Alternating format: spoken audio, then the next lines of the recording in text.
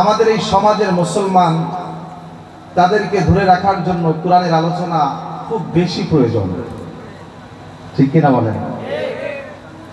কারণ সমাজের যুবকেরা, সমাজের মানুষেরা সব বর্তমান নেটের পাগল, ঠিক কিনা বলেন? খুব বেশি পাগল। কি খায়, কি রান্না করে, কি পরে, তাও নেটে এসে লাইভে এসে হাই গাইস, ঠিক কিনা বলেন? হ্যালো গাইস, আমার হাগা ধরেছে, এটাও তার বলতে হয় নেটে এসে। হাগা ধরছে ভালো কথা, লাইভ কাটে বলতেছে ঠিক আছে গাইস আমি এখন হাঁটতে যাচ্ছি। ও মা 2 মিনিট পর আবার সে লাইভে আসছে, হাই গাইস আমি হাঁটতে গিয়েছিলাম কিন্তু বদনাই পানি পাই নাই। কথা বলো না কেন? কারণ টাঙ্কিতে পারি নাই, এই জন্য আমার ট্যাপেও পারি নাই, বদনাও পারি নাই, সুস্থতে পারি নাই, হাঁটতে পেরেছি, ঠিক কিনা বলো? এই তো বর্তমান যুব সমাজের অবস্থা। সবাই শুধু চিন্তা করে কেমনে ভাইরাল হওয়া যায়, একটা পিকচার ছাড়বো, পিক দেবো, এটাই কেমনে 1000 লাইক করে, এই টেনশন সবার। কথা বলেন না কেন? এই কথা কি ঠিক না বেঠিক? আল্লাহ আমাদেরকে হেফাজত করুন, জোরে বলেন আমিন।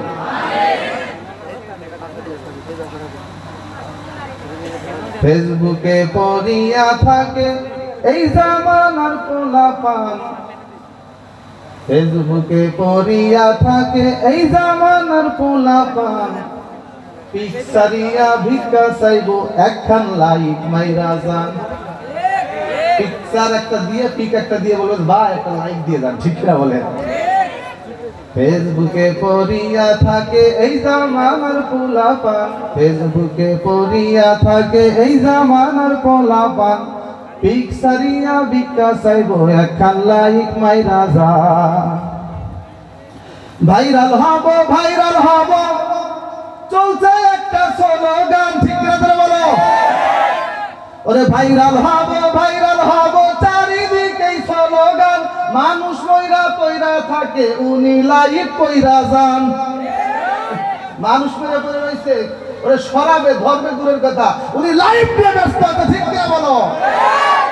আর এই যুগের সাংবাদিকও আছে মারাত্মক। একজন অ্যাক্সিডেন্ট করে খাদে পড়ে গেছে, সাংবাদিক মাইক্রোফোন ক্যামেরা ঠিক করে বলে ভাই আপনি যে খাদে পড়ছেন আপনার অনুভূতি কি? ওরে টাইনে ধরে উঠবে তো দূরের কথা, বলে ভাই তুমি যে খাদে পড়ছো তোমার অনুভূতি কি, কেমন লাগতেছে? ওই যে রানা পিরাজা যখন ধস, আরো 10-15 বছর আগের কথা, ঠিক কিনা বলেন? তখন আশ্চর্য হয়েছি, মানুষেরা বিল্ডিং এর তলে চাপা পড়ে আছে, প্রতি মুহূর্তে সেকেন্ডে সেকেন্ডে তারা মৃত্যুর পর মৃত্যুর অপেক্ষা করছে, আর চিন্তা করছে কখন জানি আজরাইল আমার রূহ নিয়ে যায়। আর ওই সময় সাংবাদিক মাইক ঠেলে দিয়ে বলতেছে ভাই আপনি কেমন লাগতেছে? কথা বলো না কেন? এই অবস্থা আছে না নাই? এই যুবক অত বেশি নেটে থাকা যাবে না। যদিও নেটে থাকতে মন চাই, ওয়াজ শুনবা, কোরআনের তেলাওয়াত শুনবা, আল্লাহ পাক রব্বুল আলামিন তাকদীর খুলে দেবে। মারহাবা জোরে বলেন। সম্মানিত ভাই সব, আমি আজকে সূরা আম্বিয়ার 107 নম্বর আয়াত তেলাওয়াত করেছি। এর আলোকে আমাদের কথা শুরু হবে ইনশাআল্লাহ। আমার সাথে সবাই পড়েন আউযু বিল্লাহি মিনাশ শাইতানির রাজিম, জোরে বিসমিল্লাহ।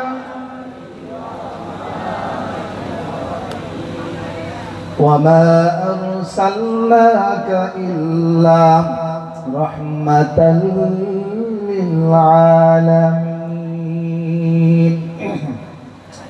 আল্লাহ পাক রব্বুল আলামিন তার হাবিবকে উদ্দেশ্য করে বলছেন, ও নবী আমি তোমাকে এই পৃথিবীর জন্য রহমত করে পাঠিয়েছি। সুবহানাল্লাহ বলেন। আমি তোমাকে এই পৃথিবীর জন্য কি করে পাঠিয়েছি? রহমত করে পাঠিয়েছি।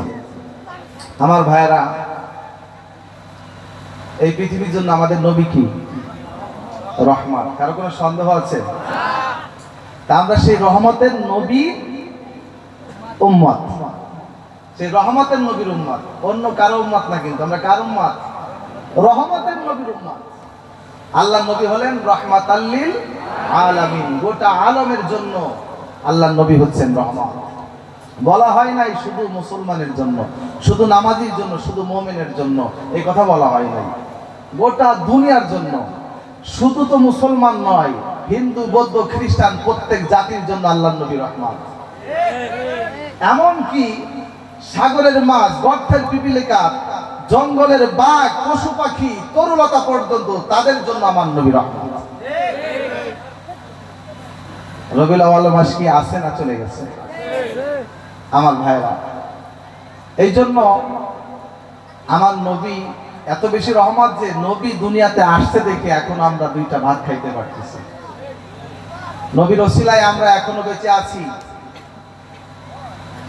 নবী হচ্ছেন এই পৃথিবীর জন্য বর, আর আমরা সবাই হলাম বরযাত্রী। আপনি বিবাহ করতে গেছেন শুভারামপুর, যদি কোনো বরযাত্রী বর রেখে যদি বিবাহ অনুষ্ঠানে আসে, বিয়ে অনুষ্ঠানে আসে, তাহলে সেই বাড়ির কনে পক্ষ কি ওই বরযাত্রীকে খাইতে দিবে? শুভারামপুর একটা ছেলে, ফরিদপুর শহরের অনেক ধনী ছেলে, শুভারামপুর গ্রামের একটা মেয়ে পছন্দ করেছে, বিবাহ হবে, পারিবারিক ভাবে তাদের অনুষ্ঠান করা হলো। ছেলে পক্ষ থেকে বলা হলো, ও মেয়ের বাবা শোনো, তোমার বাড়িতে আমার গোষ্ঠীর লোক অনেক বেশি আছে, পরিবারের লোক অনেক বেশি আছে, তোমার বাড়িতে কিন্তু সর্বনিম্ন আমরা 100 জন যাব। বরযাত্রী কয়জন? জন্মের খাওয়া খায় আসে কি না জোরে বলেন।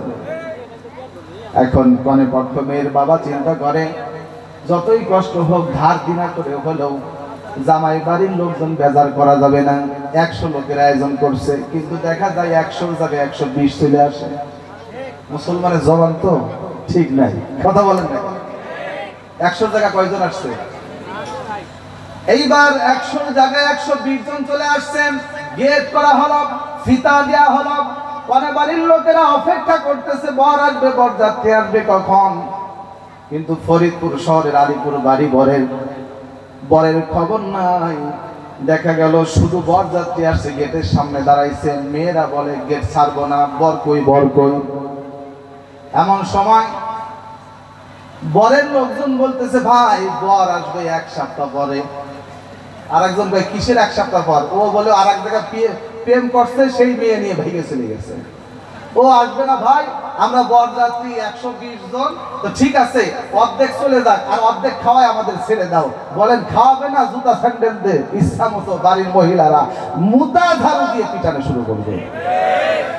বর আসতে পারে 100 জায়গায় 120 জন সম্মান পায়, খাওয়া পায়, আর বর যদি না আসে তাহলে দেখবেন সম্মান তো দূরের কথা, 2 জনকেও খাইতে দিবে না, উল্টো 100 হয়, ঠিক কিনা বলেন? এই পৃথিবীতে আল্লাহর নবী রহমত হিসেবে এসেছেন। তার আগে আল্লাহ পাক রব্বুল আলামিন বিয়ের আগে যেরকম বরযাত্রী, বর আসার আগে 1 সপ্তাহ 2 মাস আগে দেখবেন ঘটক আসে কিনা, খোঁজ খবর নেওয়ার জন্য ঘটক এসে খোঁজ নেয়। ছেলে বিদেশের বাড়িতে আছে, টেলিফোন করছে, আব্বা আগামী মাসে বাড়ি যাব, 2 মাসের ছুটি। ও মেয়ে দেখতে দেখতে যদি 1 মাস চলে যায়, আর 1 মাসে বিয়ে করে করবো কি? এই জন্য আব্বা আপনি আমার ভাই বোনকে নিয়ে বা আমার বন্ধু বান্ধবকে আপনি মেয়ে দেখা কাজ কমপ্লিট করেন, আমি আইসেই পরের দিন বিয়ে, ঠিক কিনা ধরে বলেন। এরপরে ছেলে বাড়িতে আসছে, ঘটক তার আগে পাঠায়। ঠিক তেমনি ভাবে আল্লাহ পাক রব্বুল আলামিন আদম নবী পাঠাইছেন, ঈসা পয়গম্বর পাঠাইছেন, মুসা কালিমুল্লাহ পাঠাইছেন, নূহ পয়গম্বর পাঠিয়েছেন, এবং আল্লাহ পাক ইউসুফ পয়গম্বর পাঠিয়েছেন। সর্বশেষ বর আমার রাসূল, তার ওসিলায় পৃথিবী এখনো রহমতের দরিয়ার ভিতরে ভাসমান। সুবহানাল্লাহ জোরে কোন। আপনারা বেজার হয়েছেন আমার নবী যে রহমত আমাদের জন্য? মন খারাপ করছেন? সেই নবীর কথা আমরা শুনতে চাই কি চাই না?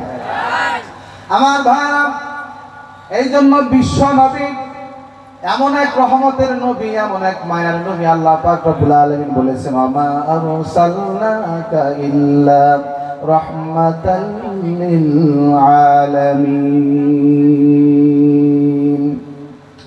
ও দুনিয়ার মানুষ তোমরা শোনো, তোমাদের জন্য আমি মুহাম্মদকে, আমার রাসূলকে রহমত করে পাঠাইলাম, তার সাথে বেয়াদবি করো না। আমার নবী কেমন রহমতের নবী,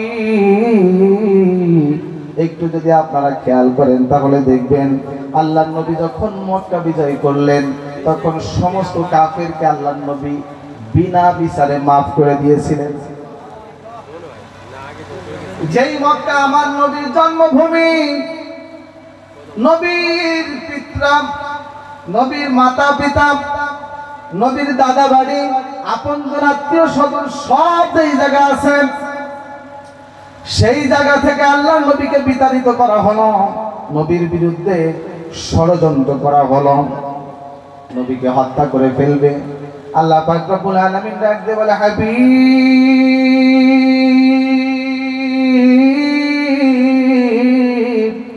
আর দেরি করবেন না, মক্কা ছেড়ে মদিনায় চলে যান।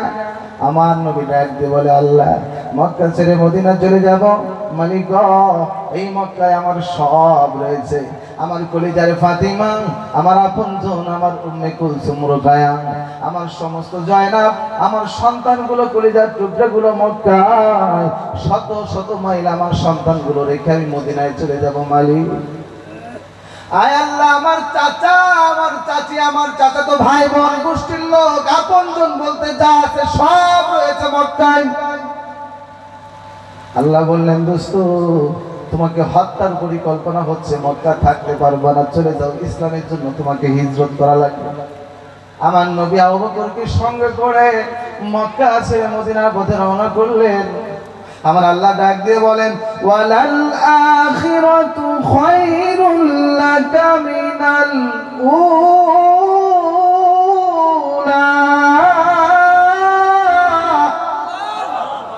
ওয়ালা সাওফা ইউতিকা রাব্বুকা ফাতারদা।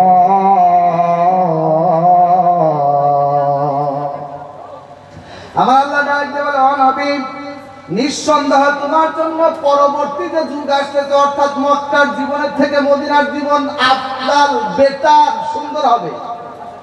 সুবহানাল্লাহ। তাফসীরে লিখেছে আল্লাহ পাক এই দুনিয়ার জীবনের থেকে পরকালের জীবনের কথা বলেছেন। আবার আরেক তাফসীরে দেখলাম আল্লাহ পাক রব্বুল আলামিন উদ্দেশ্য করে বলেছেন, পয়গম্বর এই মক্কার জিন্দেগি থেকে মক্কায় তোমাকে মারতে চাই, তুমি মক্কায় নামাজ পড়তে যাও, সিজদায় গেলে তোমার ঘাড়ের উপরে উটের পচনালি করে আবু জেহেলরা চাপায়া দেয়, কিন্তু মদিনায় যাও, মদিনার প্রত্যেকটা মানুষ তোমাকে বুকে জড়ায়া দিবে। মারহাবা বলেন। আসলেও কি তাই হয়েছে কিনা ধরে বলেন। এরপরে আল্লাহ বলেন, ওয়ালা সাউফা ইউতিকা রাব্বুকা ফাতারদা। ও নবী, আর শীঘ্রই তোমার রব তোমাকে এত বেশি দিবেন, এত বেশি দিবেন যে তুমি খুশি হয়ে যাবা। এখন তো মন খারাপ, নিজের জন্মভূমি থেকে চলে যাওয়া লাগবে, কিন্তু তুমি টেনশন করো না, মদিনায় যা দেখো এত বেশি নিয়ামত পাবা, তোমার অন্তর খুশি হয়ে যাবে। কত খুশি হলো নবী যখন মদিনায় পৌঁছে গেছে। অনেক লম্বা ইতিহাস, মাঝখানের কথা বাদ, মূল কথা বলবো। আজকের সমাজের সাথে, প্রেক্ষাপটের সাথে মক্কা বিদায়ের অনেক বেশি মিল আছে, এই জন্যই আলোচনা করতেছি। অনেক শিক্ষা নিতে হবে আমাদেরকে এইখান থেকে। আল্লাহর নবী যখন মদিনায় গেলেন, প্রত্যেকটা মানুষ মদিনার ঘর থেকে বের হয়ে গেছে, সবাই খবর পাইছে মুহাম্মদ আসতেছে। নবী আমার একটা উটের উপরে চড়ে আছেন, সবাই ডাক দিয়ে বলে, মুহাম্মদ দয়া করে তুমি আমার ঘরে একটু আসবানি। ছোট ছোট বাচ্চাগুলো পর্যন্ত হাত পান পরা। আমার নবীর মায়ের চেহারার দিকে তাকায় তাকায় বালা বলা আহলান সাহলান বলে ডাক দেয়, আর বলে, ও মুহাম্মদ তুমি কত সুন্দর মানুষ গো, এই মদিনায় তুমি কেন আরো আগে আসো নাই? ঘর থেকে মহিলারা রাস্তায় বের হয়ে গেছে আমার নবীকে এক নজর দেখার জন্য। মারহাবা করনা, সব বের হয়ে গেছে, ছোট ছোট বাচ্চারা, দুধের বাচ্চা পর্যন্ত হাত করে আমার নবীর দিকে তাকিয়ে রয়েছে। সব ডাক দিয়ে বলে, মুহাম্মদ আমার ঘরে একটু আসবা, একটু নাস্তা করবা, আমার ঘরে তুমি থাকবা। তুমি মক্কা ছেড়ে মদিনায় আসতো শত শত কিলোমিটার দূর, এইখানে তোমার মা নাই, বাবা নাই, তোমার আপনজন কেউ নাই, তোমার সন্তানাদি কেউ নাই, আপন বলতে স্ত্রী বলতে কেউ তোমার এখানে আপন নাই, আমরাই তোমার বড় আপন। ও মুহাম্মদ আমার ঘরে এসে একটু মেহমানদারির সুযোগ করে দাও। আমার নবী তাকায় দেখে, ডান পাশ থেকে ডাকে, বাম পাশ থেকে ডাকে, সামনে থেকে ডাকে। আমার পয়গম্বর লক্ষ্য করলেন পিছন থেকে ডাকে, চতুর্দিকে পাগল হয়ে গেছে নবীকে নেওয়ার জন্য। বড় ফরিদপুরের মুসলমান, আমার পয়গম্বর যদি এখন আমাদের মাঝে আসতেন, আমরা কি আমাদের ঘরে নেওয়ার জন্য পাগল হইতাম কি? আমার কে কে নিতে চাইতেন যে হাত দিতে পারো? নারে তাকবীর। ডাক দেওয়ালে নবী আসো। আমার নবী চিন্তা করলেন কার ঘরে যাবো আর কে বিপদ হবে। নবী এমন সময় বলে একটা লটারি হয়ে যায়। কি লটারি হবে? আমার নবী ডাক দিয়ে বলে মদিনাবাসী, ওই মক্কার মানুষ আমার চেনে নাই, আমাকে আঘাত করেছে, পিটিয়েছে, আমাকে হত্যা করবে, আমার মাথা আলাদা করে দেবে, কত হুমকি দিয়েছে। কিন্তু তোমরা যে আমাকে এত ভালোবাসবা আমি আগে বুঝি নাই। কিন্তু তোমরা তো সবাই যার যার ঘরে নেওয়ার জন্য ব্যস্ত, আমি কার ঘরে যাব? আমি যদি কারো ঘরে যাই তোমরা তো বেজার হবা। অতএব আমি যে উটের উপরে চলে আসি, আমার এই উটটাকে আমি ছেড়ে দিব, যার ঘরের সামনে যে বসবে আমি তার ঘরে অবস্থান করব। সাহাবারা পাগলের মতো লাফালাফি করে, আল্লাহ উটটা যেন আমার ঘরের দিকে আসে, ও মালিক দয়া করে উটটাকে আমার ঘরের দিকে দিও। কিন্তু আমার আল্লাহ ডাক দিয়ে বলে, উঠে আবু আইয়ুব আনসারী বড় ভালো মানুষ, কার মতো মানুষ হয় না রে। ও খবরদার এদিক ওদিক যাবি না, আবু আইয়ুব আনসারী ঘরের সামনে যায় বসে পড়বি। একবার এদিকে যায়, একবার ওইদিকে যায়, একবার এইদিকে দোল খায়। হঠাৎ করে আবু আইয়ুব আনসারী তার আল্লাহর নবীর এই প্রিয় সাহাবীর ঘরের সামনে যায় উঠটা বসে পড়ছে। মারহাবা বলেন। আবু আইয়ুব আনসারী রাদিয়াল্লাহু তাআলা খুশিতে হাউমাউ করে কাঁদে, নবী আপনি আমার ঘরে আসছেন। লম্বা ইতিহাস ভাইরা আমার। নবীজি মক্কা থেকে মদিনায় গেলেন, কাফেরেরা তারপরে আমার নবীকে একটু শান্তি দেয় না, নবীকে হত্যার হুমকি দেয়, নবীকে বলে তোমার সাথে যুদ্ধ করবো, জিহাদ করবো। নাউজুবিল্লাহ। আমার নবী একবার উমরা করার জন্য আল্লাহর ঘর বাইতুল্লাহর জন্য মন কাঁদে, তো সবসময় বাইতুল্লাহর সাথে ছিল, হৃদয়ের কালেকশন আছে। একজন নবী একবার চিন্তা করছে যে আমার সাথীদেরকে নিয়ে আমি একটু উমরা করে আসি। কি করে আসি? উমরা তো আর হজের মতো দীর্ঘ সময় লাগে না, সংক্ষেপে উমরা করে আসি একটু। নবী রওনা করছে, সঙ্গে আছে 1400 সাহাবী। কয়জন? জোরে বলেন।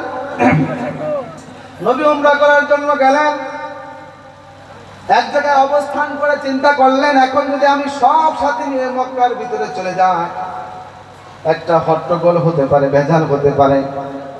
নবী আমার ভেজাল পছন্দ করে না। কোন মুসলমান নবীর উম্মত যারা তারাও ভেজাল পছন্দ করবে, ঠিক কিনা বলো মুসলমান? আজ মুসলমানের ঘাড়ে দোষ চাপানো হচ্ছে, টুপিওয়ালা দাড়িওয়ালাদেরকে হুমকি দেওয়া হচ্ছে। কিছু বাবুরা তারা আমাদেরকে বুঝাইতে যাচ্ছে তোমরা আমাদের সাথে জুলুম করছো, ভারত কিন্তু বসে থাকবে না, ওরে তোর ভারতের গোষ্ঠী কিরানোর সময়। ভারত হাত দিলে আমরা আঙ্গুল ছুঁড়বো মুসলমান, তাই না? এই ভারতে আমার 40 কোটি মুসলমান আছে, বাংলাদেশে আছে 20 কোটি মুসলমান, আর পাকিস্তানের তো রাজাকাররা আছেই আছে। প্রতিদিন ইসলাম তো বাদ দিতেছে ভারত, আর ওদিকে চীন চ্যাংসুন তো আছে। ভারতের সাথে পৃথিবীতে একটা রাষ্ট্র যার নাম ভারত, ইন্ডিয়া, প্রতিবেশী কোন রাষ্ট্রের সম্পর্ক ভালো নাই। বড় কথা বলবি না, খবরদার।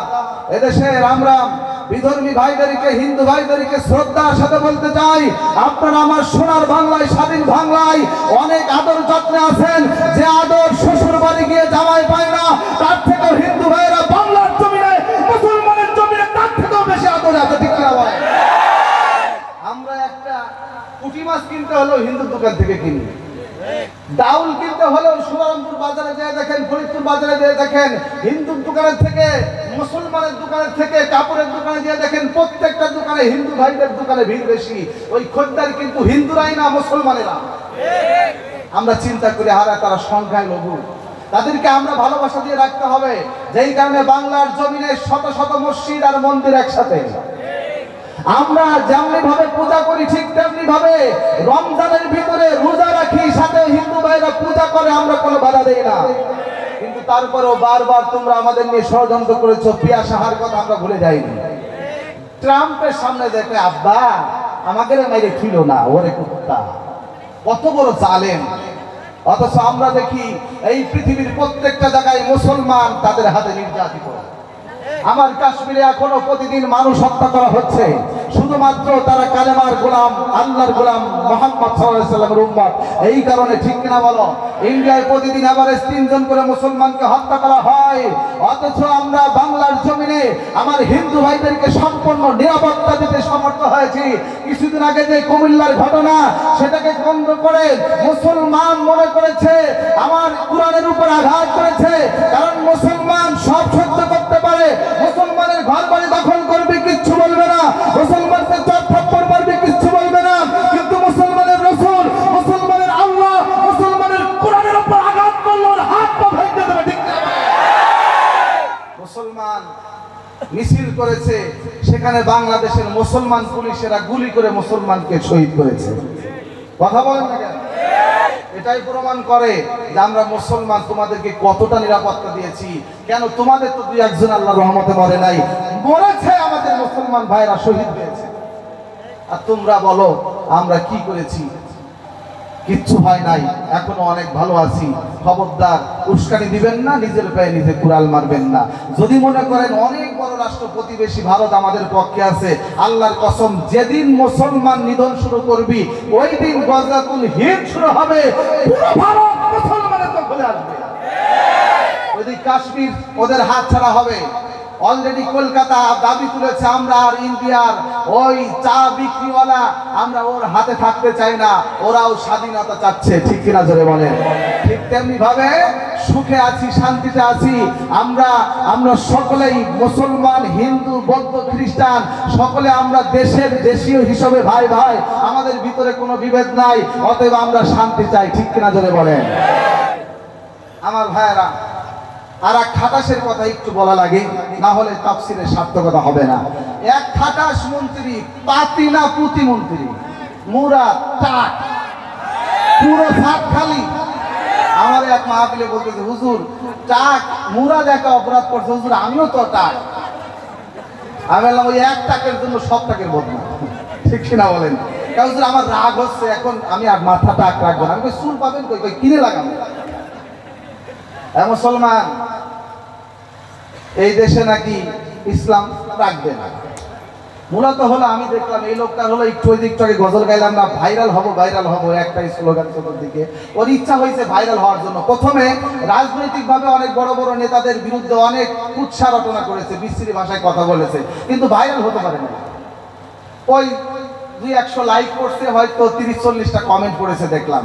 কিন্তু চিন্তা করলো না, এইভাবে ভাইরাল হওয়া যায় না। ভাইরাল হতে হলে এমন একটা কাজ করা লাগবে যে একদিনে ভাইরাল। সেটা কি? ইসলামের বিরুদ্ধে কথা বলো। সে বলল এই দেশ বঙ্গবন্ধুর দেশ, শেখ মুজিবুর রহমান সাহেবের দেশ।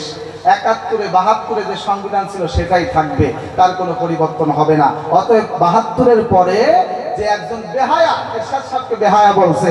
আমি বলি লাঙ্গল মার্কা নিয়ে যারা ঘোরো, এরশাদ সাহেবের পার্টি যারা করো, তোমাদের লজ্জা নাই? তোমাদের নেতাকে একজন টাকলা বেহায়া বলল তোমাদের আন্দোলন নাই, আমাদের নেতাকে বলল টাক, ওই দিনই ফাটাই ফেলতাম। বললো বিশ্ব বেহায়া, সেই ইসলামকে রাষ্ট্র ধর্ম করেছে। আমার ভাইয়েরা এবার বলতেছে বঙ্গবন্ধু যেটা করে গেছে সেটাই থাকবে। আমি বলি বঙ্গবন্ধু আর 2-1 বছর থাকলে, ইসলামের জন্য পাগল ছিল বঙ্গবন্ধু। যেই বঙ্গবন্ধু যখন দেশ স্বাধীন করার জন্য বক্তৃতা দিয়েছিলেন 7ই মার্চের ভাষণ, তিনি বলেছিলেন আমি বাঙালি, আমি মানুষ, আমি মুসলমান। শেষে কি শব্দ বলেছিলেন? এই দেশকে পাক হানাদার বাহিনীর হাত থেকে মুক্ত করে ছাড়বো ইনশাআল্লাহ। আচ্ছা বলেন তো, ইনশাআল্লাহ কি বেদে লেখা আছে? বাইবেলে লেখা আছে? কোন জায়গায় আছে? বলে বলেন কিসে? ইনশাআল্লাহ শব্দটা কোরআনের শব্দ, মুসলমানের শব্দ। যেই বঙ্গবন্ধু আমাদের তাবলীগের জন্য টুঙ্গির ময়দান উন্মুক্ত করে দিয়ে যায়, এদেশের ইসলাম প্রেমী মানুষের জন্য, কোরআন শিক্ষার জন্য ইসলামী ফাউন্ডেশন গড়ে দিয়ে যায়, সেই বঙ্গবন্ধু আর কিছুদিন যদি আল্লাহ তাকে হাত দিত, ইসলাম ধর্ম বাংলাদেশের জাতীয় ধর্ম, রাষ্ট্র ধর্ম তিনি নিজেই করতেন, ঠিক কিনা বলো? যার নামের পাশে রহমান, শেখ মুজিবুর রহমান, আল্লাহর নামের সাথে মিলাই রাখছে। জিয়াউর, সব বড় বড় নেতারা রহমানের পাগল। আর এই খাটাসগুলো বলে কি, ওদের জুতা মারার সময় হয়েছে, ঠিক কিনা বলে? এরপরে সে আরো বলল, এই মোল্লারা টুপিদারি এইগুলো চলবে না, তোমাদের টুপিদারি কিন্তু তোমাদের দাড়ি টাড়ি সব শেভ করে দেবো। মানে ও তো চুলা, মাথা টাথা সব, কোনো জায়গায় কিছু আছে কিনা আল্লাহ বলো। ও বলতেছে সব শেভ করে দেবো। আমি পেয়ারে তুই নাপিত নাকি রে? কথা বলেন না, তুই শেভ করবি কেন? আসলে বুঝতে পারছে যে কাম ঘটছে আর 2 দিনের বেশি আমার এই দেশে ক্ষমতায় থাকা হবে না, আমাকে ওই খুরকে চিনিয়ে সেবের কামে করা লাগবে। ঠিক কিনা বলো? আরো কোরআনের কটূক্তি কেমনে করে, বলে এই পুলিশ আনসার তোমরা যদি কেউ মোবাইলে ওয়াজ শোনো লাঠিতে ফেলাই দেব। ওয়াজ কোরআনের হয়, ঠিক কিনা বলে? ওয়াজ আমার রাসূলের হাদিসের হয়। অতএব সেই রাসূলের হাদিস আর কোরআন শুনলে যেই ব্যক্তি লাঠি মারতে চায় ওটাও আমরা ভাঙতে দেব ইনশাআল্লাহ। রাজা শুধু বগেরা এই কথাগুলো বললে আমাদেরকে বলে মৌলবাদী, আমরা নাকি জঙ্গিবাদী। আমরা কি বাদী? সত্যের পক্ষে গান গাই বলে আমি বিদ্রোহী, সত্যের পক্ষে বলি আমি বলে বিপ্লবী, সত্যের পক্ষে গান গাই বলে আমি বিদ্রোহী, সত্যের কথা বলি তাই বলে আমাকে বিপ্লবী, কোরআনের কথা বলি তাই বলে আমাকে মৌলবাদী, কোরআনের কথা বলি তাই বলে আমাকে মৌলবাদী, জিহাদের কথা বলি তাই বলে আমাকে জঙ্গিবাদী। কেন বিদ্রোহী, কেন বিদ্রোহী, বিপ্লবী, মৌলবাদী, কেন জঙ্গিবাদী? ঠিক না বলেন? কেন বিদ্রোহী, বিপ্লবী, মৌলবাদী, কেন জঙ্গিবাদী? কি মনে করে ওই টাকলা ইসলাম নাকি ভালো লাগে না? কথা বলেন না কেন? এই ওয়াজের ময়দানে এসে ঠিক সুবহানাল্লাহ জোরে জোরে বলতে হবে। তুমি ফুটবল খেলা দেখতে গেলে তোমার তো শিখাই দেওয়া লাগে না, বল নিয়ে প্লেয়ার এখন গোলের সামনে যাচ্ছে, আম্পায়ার এখন রেফারি ফু দেবে, এই দর্শক তোমরা গোল গোল গোল করে চিৎকার মারে, কথা বলা লাগে? এমনি সবাই তাই গোল বলা লাগে না, ঠিক না বলে? এক চাচা একদিন গোল হয়েছে তো, আসলে গোল হয় নাই, মানে ওনার পকেট বিলার গোলের দিকে লাথি মারছে, গোল গেছে উপর দিয়ে, উনি মনে করছে গোল হয়েছে, গোল এত করে লাভ দিয়েছে লুঙ্গি খুলে বাইরে গেছে। অত সোয়াজের মাহফিলে এসে তোমাদের ঠিক বের হয় না, কথা বলেন না কেন? কি মনে করে ওই টাকলা ইসলাম নাকি ভালো লাগে না? ওরে কি বলে, কি মনে করে ওই টাকলা টুপিদারি ভালো তার লাগে না? ওরে হাতের কাছে পাইলে পারে জুতা খুলে দিতাম বাড়ি, বিদ্রোহী, বিপ্লবী, মৌলবাদী, কেন জঙ্গিবাদী? সবাই বিদ্রোহী, আমি বিদ্রোহী, বিপ্লবী, মৌলবাদী, কেন জঙ্গিবাদী? জোরে আমি বিদ্রোহী, বিপ্লবী, মৌলবাদী, কেন জঙ্গিবাদী? কি মনে করে ওই হনুমান টুপিদারি দেখলেই তালেবান? কি মনে করে ওই হনুমান টুপিদারি দেখলেই তালেবান? আবার সিংহের চেয়েও বেশি ভয় পাই, সিংহের চেয়েও বেশি ভয় পাই মাথায় পাগড়ি দেখে যদি, বিদ্রোহী, বিপ্লবী, মৌলবাদী, কেন জঙ্গিবাদী? আমি বিদ্রোহী, আমি বিদ্রোহী, বিপ্লবী, মৌলবাদী, কেন জঙ্গিবাদী? তালেবান বলে গালি দেওয়ার লাভ নাই, বর্তমান সব থেকে বড় সুপ্রিম পাওয়ার, পাগড়ি দেখলে পাতলা পায়খানা হয়। এখন ডাক দিয়ে বলে তালেবান, ও আফগানের মুসলমান তোমরা তালেবান ক্ষমতায় বসেছে, খবরদার খবরদার, তালেবান কিন্তু সন্ত্রাসী না। কালকের খবর, দাড়িওয়ালা টুপিওয়ালারা এখন ক্ষমতা। আমার মুসলমান ভাইরা, এই বাংলার জমিন মুসলমানের জমিন, ঠিক না বলো? এই জমিনও একদিন এই দাড়িওয়ালা এই টুপিওয়ালারা একদিন শাসন করবে। 2 দিন আগে আর পরে অপেক্ষা করা মুসলমান, এদেশের সংসদ ভবন ওই নর্তকী আর ওই গাছবান্ধার নটি বেশ্যাদের আর সংসদ ভবন থাকবে না ইনশাল্লাহ। এদেশের সংসদ ভবনে রাজত্ব করবে, প্রতিনিধিত্ব করবে এদেশের বড় বড় সাইকেল হাদিস আল্লামা, যারা কোরআনের ইলম রাখে, হাদিসের ইলম রাখে, তারা শতকরা 90% মুসলমানের বাংলায় রাজত্ব করবে ইনশাআল্লাহ।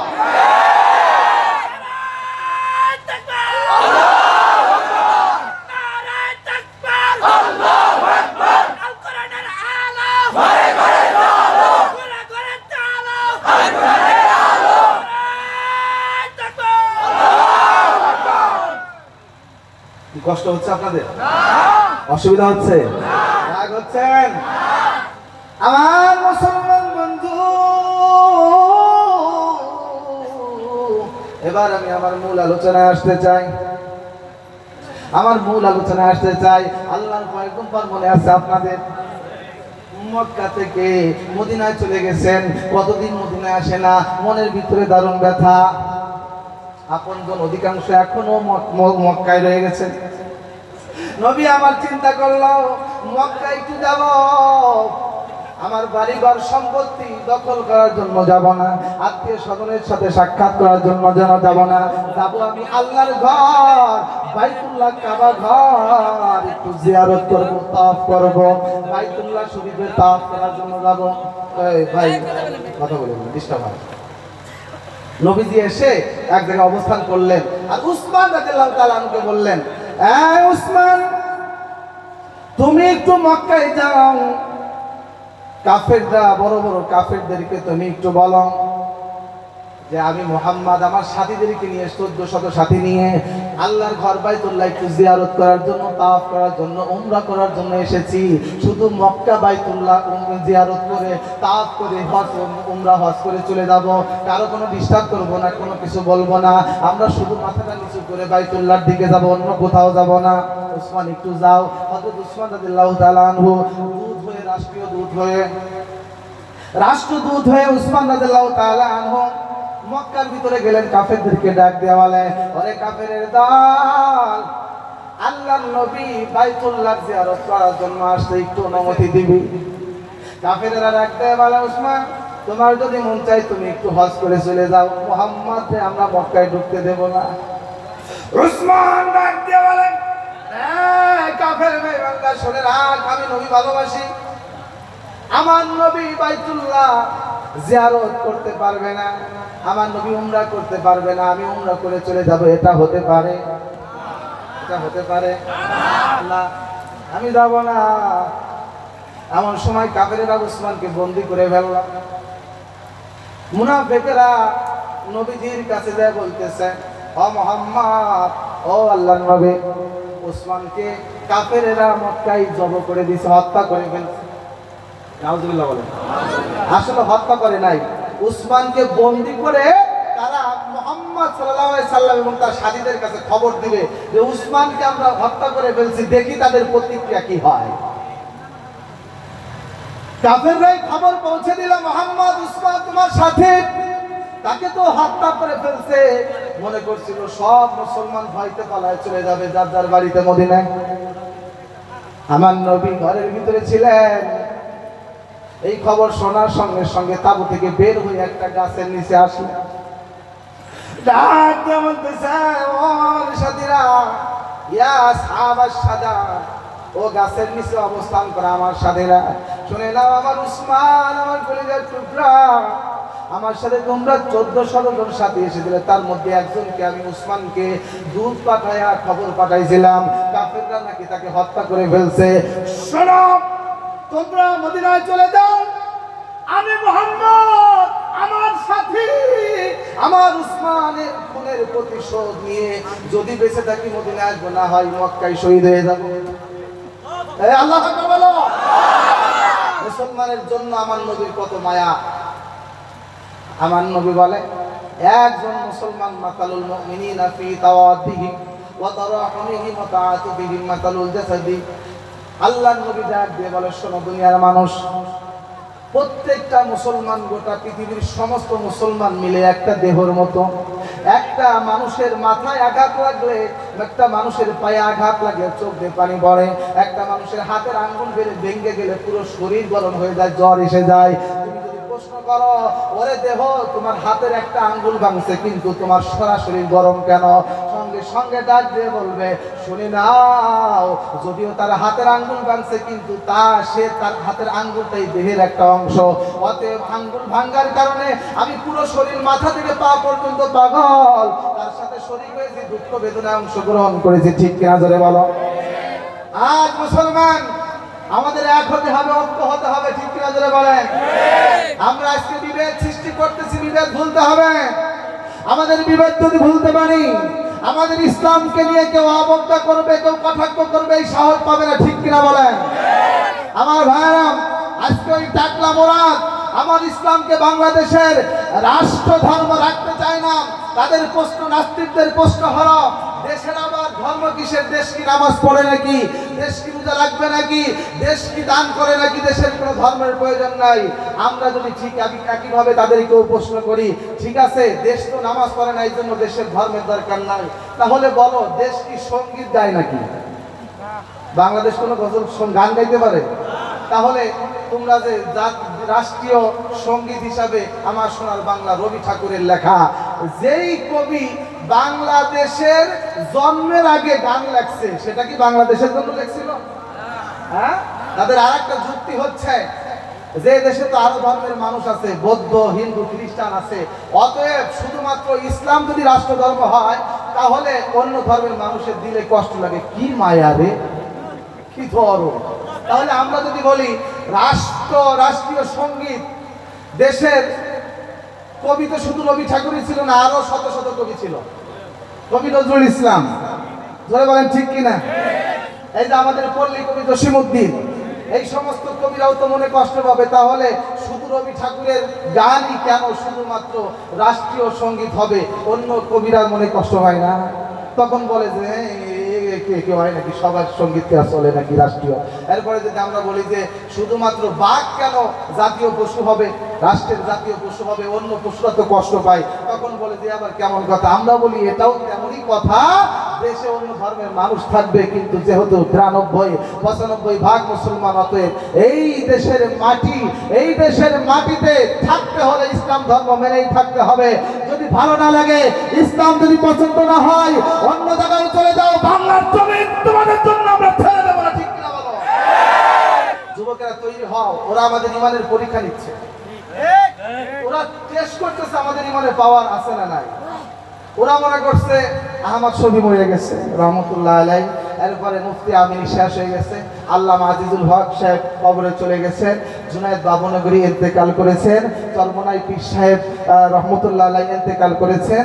এরপরে বাংলার যে বাঘটাক ছিল এদেরকে মোটামুটি আটকায় রাখছি, জোরে পাওয়া যাবে না। এরপরে সব মামুনুল হকটাক বাঘটাক আরেকজনকে মালয়েশিয়া পাঠাই দিয়েছি। এই যে সুযোগ পাইছি, এখন আর মোল্লা মৌসুমীদের পক্ষে কথা বলার লোক নাই, অতএব এই সুযোগ, এই চান্সে কোপ মারো। আমরা বলে দিয়েছি, আরে মুফতি আমিনী ইন্তেকাল করতে পারেন, আহমদ শফি রহমতুল্লাহ আলাইহি ইন্তেকাল করতে পারেন, আল্লামা আজিজুল হক রহমতুল্লাহ আলাইহি ইন্তেকাল করতে পারেন, পীর সাহেব চরমনাই ইন্তেকাল করতে পারেন। আল্লাহ মামুল হক সাহেবকে তোমরা অন্যায়ভাবে জুলুম করে খাঁচায় বন্দী করে রাখতে পারো, আল্লামা দেলোয়ার হোসেন সাঈদীকে তোমরা খাঁচায় বন্দী করে রাখতে পারো, কিন্তু মনে রাখবো এদেশে একটা মুসলমান ততদিন পর্যন্ত জীবন্ত আছে, ইসলাম নিয়ে খেলা করলে হাড্ডি মাংস আলাদা করে ফেলবে। তৈরি আছো যুবক? সময় আসতেছে ইমানের পরীক্ষা করতে চাও না, বাঁচতে হবে গাজী, মরলে হবে শহীদ। আল্লাহর তৈরি জান্নাত তোমাকে হাতছানি দিচ্ছে। ইসলামের জন্য যদি প্রয়োজন হয় মাথায় কাপড়ের কাপড় বাঁধতে হবে। ফরিদপুরের তরুণ যুবকেরা কারা কারা তৈরি আছো কোরআনের জন্য জীবন দিয়ে হাত করো?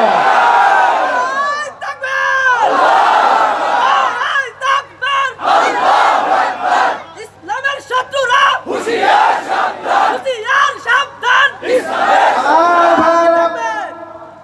এবার আল্লাহর নবী সঙ্গে সঙ্গে ডাক দিয়ে বলতেছে, ইয়া সাহাবা সাজার, ও গাছের তলে অবস্থান করা আমার সাথীরা, শোনো, আমার উসমানকে নাকি কাফের বেঈমানরা শহীদ করে দিয়েছে, হত্যা করেছে। আমি মুহাম্মদ মদিনায় ফিরে যাব না যতক্ষণ না উসমানের প্রতিশোধ নেব। মারহাবা। আমার নবী বললেন এই কথা, সঙ্গে সঙ্গে নবীর 1400 সাহাবীরা ডাক দিয়ে বলতেছে, আল্লাহর নবী গো, আপনি কেমনে চিন্তা করলেন, কেমনে ভাবলেন আপনি একা একা মক্কা কাফেরদের সাথে জিহাদ করবেন আর আমরা সবাই বাড়ি চলে যাব? আপনাকে ভালোবাসি নবী, আমরা 1400 সাথী, আপনার 1400 সাহাবী, আপনার হাতে হাত থেকে বায়াত করতে চাই। উসমান ভাইয়ের শাহাদাতের প্রতিশোধ না নিয়ে বাড়ি ফিরে যাব না। নবী আমার হাত দিয়েছে, নবী আমার হাত দিচ্ছেন নিচে, তার হাতের উপরে 1400 হাত পড়েছে, সবাই বায়াত নিয়েছে, উসমান হত্যার প্রতিশোধ নেব। আর আমার দেশেও বায়াত নাই, পাগড়ি লম্বা করে দিয়ে, ঠিক কিনা বলেন? হাতে হাত লাগায়, ঘাড়ের উপরে হাত দিয়ে কত পদের বায়াত হয়, সব পকেট ভারী করার ধান্দা। এছাড়া কিছু না, ঠিক কিনা বলো? ইসলামের গোষ্ঠী উদ্ধার করে ওই মাজার পূজারী সুন্নি নামের সিন্নিখোরের গোষ্ঠীরা, ওরা রবিউল আউয়াল আসলে নবীর নামে মিছিল করে, জিলাপি খায়, সিন্নি খায়, কিন্তু ইসলামকে ধ্বংস করার পায়তারা করে ওই সিন্নিখোরের গোষ্ঠীদেরকে রাস্তায় যেতে দেওয়া যায় না। ঠিক কিনা বলো? মানুষের ঈমান নষ্ট করার জন্য ব্যস্ত আছে তারা। 99 নামের মাঝে এক নাম তোমার রঙ্গিলা। হায়রে নাউজুবিল্লাহ করবেন না নাকি? নাউজুবিল্লাহ কর দায়িত্ব আমার। এক জায়গায় ওয়াজে গেছি, সুবহানাল্লাহ বলতে বলে সভাপতি সাহেব একবার দুইবার তিনবার সুবহানাল্লাহ বলতে বলেই না। ওই এলাকার লোক নাকি বলেন, আমি আগে জানতাম না, এখন আমি এই আবার কোন জায়গা গোরস্থানে ওয়াজ করতেছি না। সুবহানাল্লাহ বলে সভাপতি তিনবার শুনে পায় হুজুর আপনার ওয়াজ বন্ধ করে কথা তো। আমি বললাম জি বলেন। হুজুর বক্তাকে, আমি বললাম আমি। টাকা নেবে কে? দিলে তো আমি না, আমাদের কি কমিটি টাকা দিবে না? বক্তা আপনি, টাকা নেবেন আপনি, আপনি ওয়াজ করতেছেন, যা বলার আপনি বলবেন, আমরা অনুমতি দেব। আপনার কি ওই পথ? কথা বলেন না কেন? আমার ভাইরা কি বলতেছিলাম? হ্যাঁ, বন্ধুরা গজল গায়, দেখেন কত শিরক করে। 99 নামের মাঝে এক নাম তোমার রঙ্গিলা। আল্লাহর নাম বলে রঙ্গিলা, জুতা খুলে মুছে দেবে না দরকার। আরে বেল রূপ দেখাইয়া, বেলকি দিয়া রূপ দেখাইয়া, বেলকি মাইরা জগৎ পাগল করিলা। হায় হায় আছে না নাই? আল্লাহ বলে আবার বেলকি মারে। এরাও আবার বক্তা, বাংলার জমিনে ওয়াজ করে, ওদের জুতা মারার সময় যেতে। ঠিক কি বলো? আবার আর এক বন্ধুরা মাছ বান্ধের এক বন্ধু 5 ওয়াক্ত নামাজের কথা লেখা নাই রে কুরআনে, কুরআনে।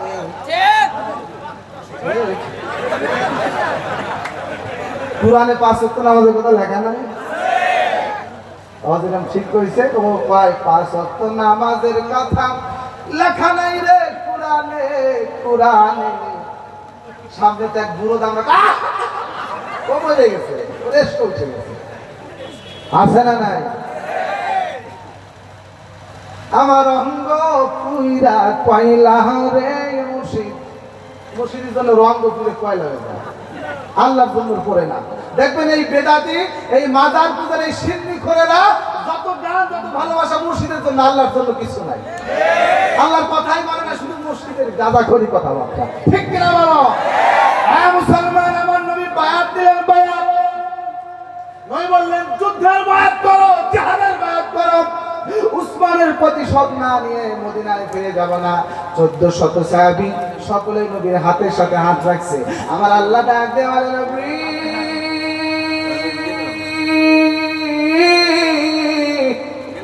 আপনি চিন্তা করবেন না, আপনি আপনার সাথীদেরকে নিয়ে হাতের উপরে হাত নিয়ে আপনি বায়াত করতেছেন। মনে রাখবেন, আপনি যে নিচের হাত রাখছেন, উপরে হাতটা আমি আল্লাহ রেখে দিয়েছি। আল্লাহু আকবার বলেন। ইন্নাল্লাযীনা ইউবাইউনাকা ইন্নামা ইউবাইউনাল্লাহ।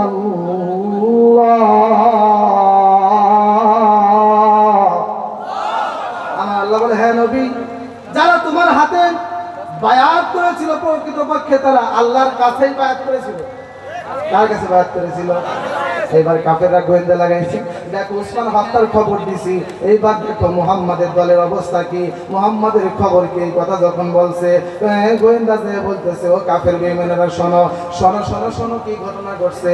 নবী মুহাম্মদ সহ তার 1400 সাথীরা বলতেছে, বাঁচতে হলে সবাই বাঁচবো, মরতে হলে সবাই আল্লাহর রাস্তায় মরবো, উসমানের প্রতিশোধ নিয়ে যাব। কাফেররা ডাক দিয়ে কয়, উসমানকে ধরে রাখার দরকার নাই, তাড়াতাড়ি ছেড়ে দে, ওদের 1400 মারতে গেলে আমারও তো 1000 মরে যাবে, কার মারকুল খালি করবো। ঠিক কিনা বলুন? কারণ ওরা মরতে চায় না, ওরা মানে মরলেই ফি নারি জাহান্নাম পুরাই দেয়। ধুমো যদি খাড়া ওঠে কয় স্বর্গে, আর ধুমো যদি একা দেখা হয় কয় নরকে গিল রে। কথা বলে না কেন? মুসলমান যারা কিলা দখুলিল জান্নাতা ক্বালা ইয়া লাইতা কওমি ইয়ালামুন, মুসলমান বললে ঈমান নিয়ে বললে জান্নাত অপেক্ষা করে। সুবহানাল্লাহ। আমার ভাইরা এবার কয় মরব না, উসমানকে ছেড়ে দিছে। আজকেও মুসলমান শুনে নাও, আজকেও যদি গোটা পৃথিবীতে 200 কোটি মুসলমান, কয়জন? 200 কোটি মুসলমান এক হয়ে যাও, ভেদাভেদ ভুলতে হবে। কে চরমনাই, কে তাবলীগ, কে জামাত ইসলাম, কে কওমি, কে আলিয়া, এই সমস্ত ভেদাভেদ ভুলতে হবে। আজকে জানেন ওয়াজ আমরাও কম জানি না, অনেক বড় বড় বক্তার সাথে ওয়াজ করছি, পরে শ্রোতা কয় হুজুর ওই হুজুর আপনারটাই ভালো লাগছে, কিন্তু আমরা ভাইরা না। এই যে ক্যামেরা যেটা আছে না, একটা দুটো হয়তো আমার ভিডিও নিতে যা সব বন্ধ করে রাখছে, বড় বক্তা আসবে ফোকাস, ঠিক কিনা বলেন? আপনারটা ভালো লাগছে, তারপরে আমরা ভাইরাল না কেন জানেন? নির্দিষ্ট কোন দলের দালালি আমরা করি। আপনি যদি বাস্তবতা হচ্ছে, যদি জামাত ইসলাম করতে চান, আপনার তাবলীগ চরমনা এগুলোর বদনাম করাই না, এই বক্তাদের স্বভাব দেখবেন এরকম। আপনি যদি চরমনাই করেন তাহলে জামাতের ধুয়ে দেওয়াই না, এদের স্বভাব। কথা বলো না কেন? কিন্তু দেশের তরুণেরা আর বলদ থাকতে চায় না। তরুণ সমাজ, আমরা তরুণ আলেমুল আমরা যারা আছি, আমরা চাই আমরা কারো বদনাম করবো না, সবাইকে নিয়ে এক হয়ে থাকবো। শুধু মাজার পূজারির সাথে আপোষ না, কারণ ওরা বোম মারলেও ফিরে আসবে না, ও বাবা ধরছে তো বাবাই সব, ঠিক কিনা বলো? এছাড়া আমরা চরমনাই জামাত অন্যান্য যারা আছি, এই আলেমুল আমার সবাই যদি এক হতে পারে, আল্লাহর কসম আগামীতে দেখবেন এদেশের বাংলার জমিনের সংসদ ভবনের নেতৃত্ব দেওয়ার টুপিওয়ালা দাঁড়িয়ে, ওই সংসদ ভবন থেকে আর মদের আইন পাশ করার দুঃসাহস কেউ করবে না। কেউ যদি আল্লাহর কোরআন, আল্লাহর ইসলামকে নস্যাৎ করতে চাই, ইসলামের বিরুদ্ধে কথা বলতে চাই, ওর জিহ্বাকে আমরা কুত্তা দিয়ে খাওয়াই দিতে পারবো। তালেবান ক্ষমতা এসে ইসলাম 100% কায়েম করছে, আলহামদুলিল্লাহ। বাংলাদেশের মিডিয়া তো হলুদ মিডিয়া, দালাল মিডিয়া, কুত্তা মিডিয়া। বাংলাদেশের মিডিয়ার নাম দিয়েছি কুত্তা মিডিয়া। এদের যে কত কান্না, ভারত আর কি কান্নাকাটি করছে তখন তালেবান ক্ষমতা পেয়ে গেল। ভারত কানতে কানতে কানতে কানতে ওদের মনে করেন যে আগামতাও বন্ধ হয়েছে। দেখেন না আপনারা, ওরা ক্ষমতা এসে সমস্ত মাদকের বিরুদ্ধে অ্যাকশন নিয়েছে। জিরো টলারেন্স কাকে বলে আফগান দেখাইতেছে। আর বাংলাদেশের মিডিয়া খবর প্রচার করে তালেবানের প্রধান অর্থের উৎস হচ্ছে মাদক। সম্পূর্ণ বিপরীত না? ওরা মাদকের বিরুদ্ধে যারা মদ খাইতো ধরে ধরে জেলখানায় নিয়ে তাকে আদর যত্ন করে তাকে মানুষ করে ভালো মতো তাকে আবার ফিরে দিতেছে, খবরে আবার দেখি সেটা।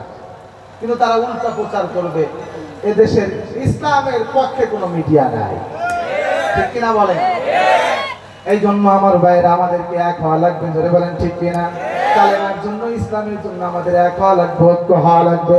যদি এক না হতে পারে মুসলমান, ওরে চরমনাই মারলে পারে আমার অসুবিধা নাই, আমার সমস্যা নাই, এই কথা বলে যদি বসে থাকো, ইবাদতের হুজুরকে দোষে মামুনুল হক চ্যাপ্টা করে ফেলাক, আমাদের তো কিছু পায় না, এই কথা বলে যদি বসে থাকো, আগামীকাল তোমারে ধরে যখন সেজুনি দিবে, কান্দতে কান্দতে চোখের পানি শেষ হয়ে যাবে, কাউরে ডান পাশে খুঁজে পাবা না। কথা গাও মুসলমান, কথা বলো। আমার ভাইরা, আল্লাহ নবী দেখা দিলেন কেমনে এক মুসলমান বিপদে পড়লে সবাই পাশে দাঁড়াইতে হয়। আমাদের ওই টার্গেট করতে হবে, কোথাও যদি কোনো মুসলমান আক্রান্ত হয়, মুসলমান কখনো জঙ্গি নয়, মুসলমান কখনো উগ্র নয়, সন্ত্রাসী নাই। মুসলমান তবে কি করবে? যখন আমাদেরকে খামাখা মারবে, খামাখা পিটাবে। ওই ভারতে যখন কাশ্মীরে মুসলমানদেরকে যখন নির্মমভাবে শুধু শুধু হত্যা করা হবে, তখন বাংলাদেশের মুসলমান আর বসে থাকার সময় নেই। কোনটা আমাদেরকে মিডিয়ায় বলেন এই ইসলাম ধর্ম হলো শান্তির ধর্ম, তার মানে আমরা খালি মারবার, আমরা খালি মারব। ইসলাম ধর্ম শান্তি ধর্ম, আমরা গুতবো আর হুজুররা খালি চুপ করে, ইসলাম আল্লাহ চুপ করে সহ্য করবে। ওই যে আপনারা দেখছেন না, জুমার নামাজের ভিতরে এক খ্রিস্টান, কোন দেশে কোনো 3 বছর আগে, 3-4 বছর আগে 50 জন, নিউজিল্যান্ডে 50 জন মুসলমানকে একাই গুলি করে মারছে। ওকে কিন্তু জঙ্গি বলে নাই। মায়ানমারে লক্ষ লক্ষ মুসলমানকে জবাই করছে, ওরা সন্ত্রাসী না, ওরা হলো ভালো। ইন্ডিয়ায় প্রতিদিন মারতেছে, চীনে মারলো ওই ঘুরে কত মুসলমান। আমাদের এই সমস্ত কথা বলে আর দাবায় রাখা যাবে না, ঠিক না বলো?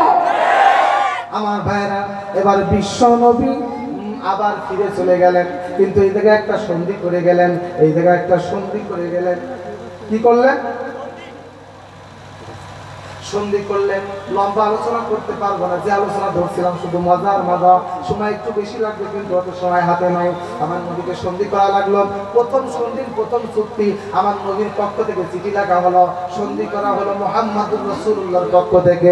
কাফেররা ডাক দিয়ে বলতেছে, ও মুহাম্মদ, তোমাকে তো আমরা নবী মানি না, নবী মানলে তো কোনো ভেজালি থাকে না, তাহলে তোমার চিঠির উপরে সন্ধির উপরে মুহাম্মদ রাসূলুল্লাহ আল্লাহ রাসূলের কথা আমরা লেখা দেখতে চাই না, কেটে দাও, না হলে সন্ধি করব না। আমার নবী ডাক দিয়ে, আলী রে, আলী, ওই সন্ধিপত্র আমার কাছে, আমার নাম কোথায় মুহাম্মদ রাসূলুল্লাহ লেখা আছে, কেটে দে। আলী ডাক দিয়ে, কয় নবী, জীবনে আপনার কোনো কথা অবাধ্য হয় নাই, 8 বছর বয়সে কিছুই বুঝি না, কালেমার দাওয়াত দিয়েছেন, সঙ্গে সঙ্গে মুসলমান হয়ে গেছে। সুবহানাল্লাহ বলবেন না? সঙ্গে সঙ্গে মুসলমান হয়ে গেছেন, দেরি করি নাই। নবী কোনদিন আপনার হুকুম অমান্য করি না, কিন্তু আজকে আপনার হুকুম আমি মানতে পারবো না। নবী ডাক দিয়ে বলে, কেন রে? কই, আপনি আল্লাহ আপনাকে নবী বানাইছে, আমি কাটবো কেমনে? নবী, আমি কাটতে পারবো না। আমার নবী ডাক দিয়ে কয়, আলী রে, বুঝতে পেরেছি আমায় ভালোবাসো, তুমি না কাটতে পারলে খাতাটা আমার সামনে তো আমি মুহাম্মদ কেটে দিব। কি করুন ইতিহাস, নবীকে কত দিক দিয়ে নির্যাতন করেছে। আমার বাইরে সংক্ষেপ করে গুছায় নিয়ে আসতেছি। সর্বশেষ আমার পয়গম্বর একবার মক্কা বিজয় করলেন। সর্বশেষ মক্কা কি করলেন? আমার নবী বিজয় করলেন। 10,000 সাহাবী নিয়ে সাথে নিয়ে মক্কার পথে রওনা করলেন। পথে এক জায়গায় শিবির করলেন মক্কার আগে। এবার শিবির করার সময় আমার নবী ডাক দিয়ে বলে, আমার সাথীরা, তোমরা বেশি বেশি করে চুলা উঠাবা, আর টয়লেট করবা, পায়খানা করবা কম কম। সুবহানাল্লাহ হয় না? যুদ্ধ মানে, জিহাদ মানে কৌশল। বুখারী শরীফ যারা পড়ছেন দেখবেন এর ভিতরে শুধু যুদ্ধের কৌশল, কারণ আল্লাহ পাকের সবথেকে মনোনীত ধর্ম হলো ইসলাম। ইসলাম, এই ইসলামকে টিকিয়ে রাখতে হলে ওই বাতিলরা যখন আঘাত করবে, সহ্য করবে, সত্যের সীমা যখন শেষ হয়ে যাবে, তখন রুখে দাঁড়াবে, বাতিল পালাইতে বাধ্য হবে। ঠিক না? যুদ্ধের কৌশল। নবী বললেন, নবী, আমরা 10,000 সাহাবী সুলা বেশি করবো, কারণ কি? তাই কাফেররা আমাদের আসার খবর পেয়ে গোয়েন্দা পাঠাবে, যখন দেখবে আমাদের অনেক সুলা, ওরা সুলা দেখে অজ্ঞান হয়ে যাবে। এত সুলা না জানি কত মানুষ। ঠিক কিনা বলে? এবার সাহাবীরা অল্প অনেক চুলা উঠাইছে, গোয়েন্দা পাঠাইছে। আবু সুফিয়ান পরে মুসলমান হয়েছেন। সুবহানাল্লাহ বলেন। আবু সুফিয়ান গোয়েন্দা পাঠাইছে, গোয়েন্দা পাঠাই কই দিছে। গোয়েন্দা এসে বলতেছে, হুজুর, মানুষের কথা কি বলবো, রাত্রেবেলা গেছিলাম, চুলো গুনতে গুনতে টাইম শেষ।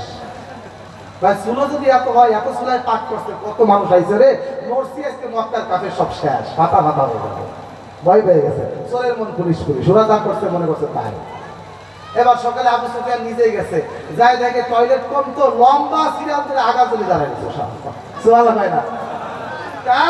বলে, এত মানুষ সিরিয়াল ধরছে, কত মানুষ রে, দরকার নাই যুদ্ধ, দরকার না। আবু সুফিয়ান ধরতে পারি চলে আইছে। মক্কার কাফেররা, মুহাম্মাদের সাথে যুদ্ধ করে পারবা না, বাঁচতে চাইলে মুহাম্মাদের কাছে নত হয়ে যাও। আবু সুফিয়ানের বউ হিন্দা একদম ঘরেতে বাইরে এসে, দামরা দামরা কয় কি? দামরা মানে মোটা বেটা বোম্বল, স্বাস্থ্য মাঝে ভালো তো, এরকমই লাগছে। তাহলে বোম্বল বলে কি? মুহাম্মাদের কাছে আমরা মাথা নত করবো? হতে পারে না। বিচির তেজ কত! আমির হামজার কলিজা বের করে চাপাই খাইছিল, বুঝেন নাই? হিন্দা বলতেছে, না, এই কথা হতে পারে না। আবু সুফিয়ান এবার কয় যে, এ বউ, তোর কথা বহু শুনছি রে, আজকে শোনা শোনা যাও, ডাক্তার ফেলে। সুবহানাল্লাহ।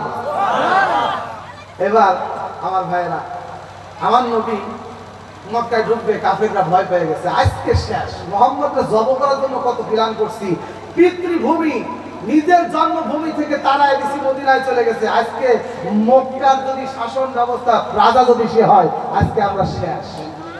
অতএব আজকে রক্ষা নাই, সব পালাইতে শুরু করছে। আমার ভাইয়েরা, এমন সময় নবী আমার আল্লাহু আকবার বলে মক্কায় ঢুকে গেলেন। চতুর্দিকে সাহাবারা আল্লাহু আকবার বলে আল্লাহু আকবার জোরে বলে আল্লাহু আকবার। তাকবীর দিতে দিতে মক্কায় ঢুকতেছে। হযরত বেলালকে ডাক দিয়ে বললাম, আরে বেলাল, মক্কার ছাদে উঠে আযান দিবি। হযরত বেলাল আযান দেয়, আল্লাহু আকবার আল্লাহু আকবার আল্লাহু আকবার আল্লাহু আকবার। বেলাল আযান দিতেছে। তাফসীরের কিতাবে দেখেছি বেলালের আযান আল্লাহ এত পছন্দ করছে 90 মাইল পর্যন্ত দূরে আওয়াজ ছড়াই দিয়েছে। এই আওয়াজ কাল্পনিক করবে না, পকেটে আওয়াজ রাখবে না, চিল্লায় বলবে মারহাবা। কয় মাইল পর্যন্ত? 90 মাইল পর্যন্ত আযানের আওয়াজ ছড়াই গেছে। এবার কাফেররা আবু সুফিয়ান এবং সাথে আরো দুইজন সাহাবী, আরো দুইজন সাথী আদ্দাদ ইবনে হুসাইন এবং হারেস ইবনে হিশাম, এই তিনজন পাহাড়ের উপরে বসে বসে গল্প করতেছে। এ কালা ফাটা আযান দিতেছে কেন?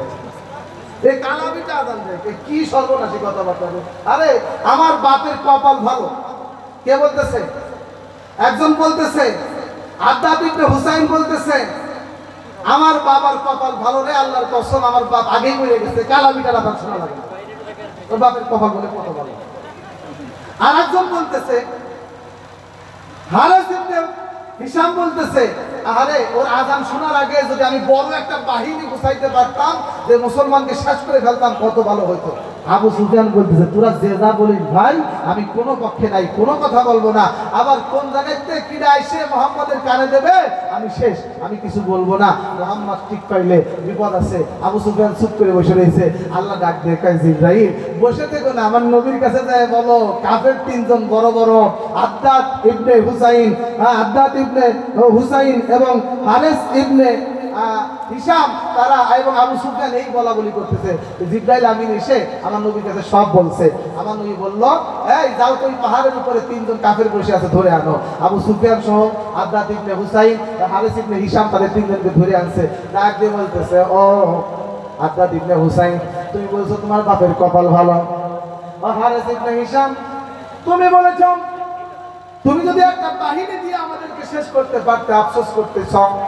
ও আবু সুফিয়ান, আপনি বলেছেন না আমি কিছু বলবো না, আপনি বলেছেন এই কথা, আপনি চুপ ছিলেন। আবু সুফিয়ান বলে, মুহাম্মদ আপনি টের পাইলেন কেমনে? কয় জিবরাইল পেয়ে গেছে।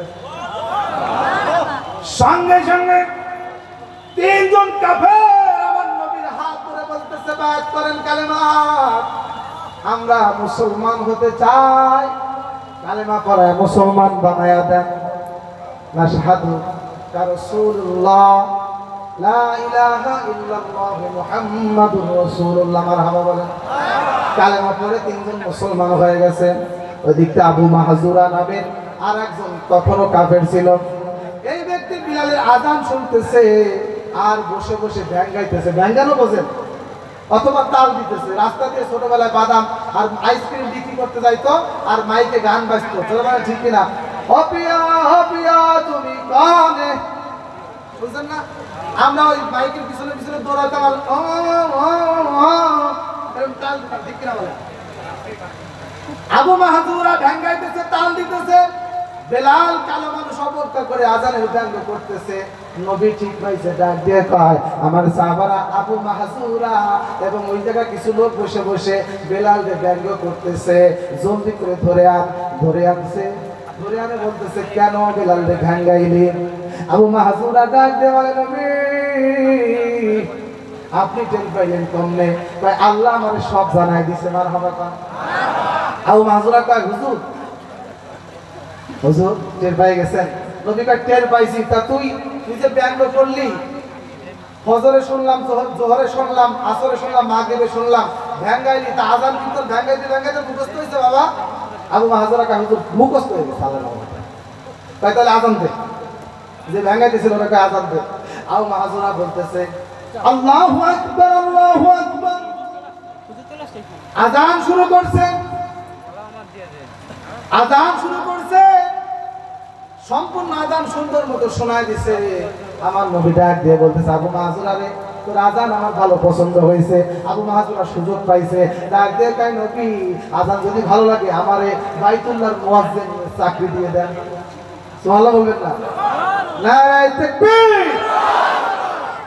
আমার নবীর আদর্শ মাত্র শুরু করলাম ভাই, হ্যাঁ অনেক সময় লাগবে। যা হোক আমি যেহেতু আমার যে প্রধান আকর্ষণ চলে আসছে, আন্তর্জাতিক খ্যাতির সম্বন্ধে ভালো আলোচনা করে আমার ভাই, খুব ভালো মানুষ, তার আলোচনা শুনবো। তার আগে আমি আর 5-10 মিনিট একটা ফিনিশিং দিয়ে দিই আর কি, ঠিক না বলেন আমার ভাইরা? এই হলো ইতিহাস। আল্লাহ নবী মক্কায় আসলেন, সমস্ত কাফেরদেরকে মাফ করে দিলেন। নবী আমার ডাক দিয়ে বলতেছেন, যেই ব্যক্তি আবু সুফিয়ানের ঘরে যাইতে পারবে সেই ব্যক্তি নিরাপদ হয়ে যাবে, তাকে হত্যা করা হবে না। যেই ব্যক্তি বাইতুল্লাহ যেতে পারবে তাকে নিরাপদ করা হবে, এবং যেই ব্যক্তি যার যার ঘরে দরজা বন্ধ করে রাখবে তাকেও নিরাপদ করা হবে। এছাড়া যদি কেউ মাতবাড়ি করতে আসো আজকে আমাদের মক্কা বিজয়ের দিন, তাহলে কিন্তু তাকে আস্ত রাখবো না। আল্লাহু আকবার বলেন। সব আশ্রয় নিয়েছে, শুধু আব্দুল্লাহ ইবনে খিতালের কথা এসেছে, তাকে হত্যা করা হয়েছিল। আল্লাহু আকবার বলেন। এর পিছনেও কথা আছে, সন্ত্রাসী যে সিরিয়াল কিলার শত শত হত্যা করেছে, তাকে বাঁচায় রাখে না কোনো রাষ্ট্র, ঠিক কিনা বলেন আমার ভাইরা? এরপরেও বড় বড় খুনিদেরকে আল্লাহ নবী মাফ করে দিয়েছেন। এই যে আবু সুফিয়ানের স্ত্রী হিন্দা, নবীজির কলিজা, নবীজির আপন চাচা আমির হামদার কলিজা বের করে চিবাই ছিল, সেই হিন্দাকে নবী মাফ করে দিয়েছেন। সুবহানাল্লাহ বলেন। এরপরে বড় বড় কাফের ওয়াহশীকে, যে আমার নবীর চাচাকে উহুদের ময়দানে হত্যা করেছিল, টুকরা টুকরা করেছিল, তাকেও মাফ করে দিয়েছে। নবী আদর্শ দেখাইছে মক্কায় গিয়ে। এক বুড়ি যখন মক্কায় নবী ঢুকছে, সমস্ত কাফেররা বলছে মুহাম্মদ আইছে, মুহাম্মদ খারাপ লোক। মিডিয়া তো কোনো সময়ের জন্য মুসলমানের পক্ষে কথা বলে না, খারাপ প্রচার করেছে মুহাম্মদ খারাপ। ওই শুনে শুনে আজকে আমাদেরকে খারাপ বলতেছে, ওরা আমাদের সাথে মিশে থাকে না, ঠিক কিনা বলেন? এখন বলছে মুহাম্মদ খারাপ লোক, সব পলায় চলে গেছে পাহাড় পর্বতের গুহার ভিতরে। এক বুড়ি যাইতে পারে নাই, বৃদ্ধা মানুষ গাঁটটি নিয়ে পাহাড়ের দিকে দৌড় দিছে। আমার নবী দেখে বুড়ি মানুষ খুব থরথর করে কাঁপতেছে। বুড়ি মা কই যাও, কই যাও? বুড়ি ডাক দিয়ে বলে, ওই পাহাড় পর্বতের কাছে যাব, ওই পাহাড়ের ভিতরে আমি যাব, ওইখানে আমার দলের লোকেরা ওইখানে অবস্থান করতেছে। আমার নবী ডাক দিয়ে বলে, ও মা, তোমার হাতের গাঁটটিটা তুমি নিতে কষ্ট হয়, দয়া করে আমার হাতের ভিতরে দাও, আমি তোমার গাঁটটিটা গাঁটুরি মাথার ভিতরে করে তোমাকে পাহাড়ে পৌঁছে দেব। নবী আমার বুড়িকে আগে দিছে, নবী টুকটুক করে পিছনে গাঁটটি নিয়ে হাতে আর ডাক দিয়ে কয়, বুড়ি মা তুমি এই মক্কা শহর রেখে ওই পাহাড়ে কেন যাচ্ছ বুড়ি মা? বুড়ি এবার ডাক দিয়ে বলতেছে, কি বলবো যুবক, মুহাম্মদ নামের এক সন্ত্রাসী এসেছে মক্কায়, আমাদেরকে পাইলেই জবাই করতেছে, এই জন্য মুহাম্মদের ভয়ে আমি ওই পাহাড়ের পর্বতে চলে যাচ্ছি। আমার ভাইয়েরা বলেন তো কার কাছে বলতেছে? আল্লাহু আকবার। সামনে দাঁড়ায়া নবী বর্তমান মক্কার প্রেসিডেন্ট ক্ষমতা দখল করেছেন, তাকে সন্ত্রাসী বলতেছে। নবী মাথা নিচু করে দিয়ে বলতেছে, বুড়িমা মুহাম্মদ সন্ত্রাসী? বলে হ্যাঁ, ওর ভয়ে যুবক বলে চলে যাচ্ছি। যুবক রে, তুমি আমার গাঁটটি মাথায় নিয়েছো, পিছন দিয়ে আবার পলায় গাঁটটি নিয়ে দৌড় দিয়ে চলে যাও না, কারণ মক্কার অবস্থা খারাপ। এই অন্ধকার যুগ, কে কখন কার সম্পদ লুণ্ঠন করে ঠিক পাওয়া যায় না, যেমন বর্তমান সমাজে চলতেছে, ঠিক কিনা বলে? তা বলে যুবক তুমি আবার গাঁটটি মুটি নিয়ে চলে যাও নাকি? বুড়ি মনে মনে ভয় পাইতেছে। আমার নবী এবার হাঁটতে হাঁটতে ঘামতে ঘামতে তার পাঞ্জাবি জামা কাপড় ভিজে গেছে, ওই গুহার কাছে গেছে।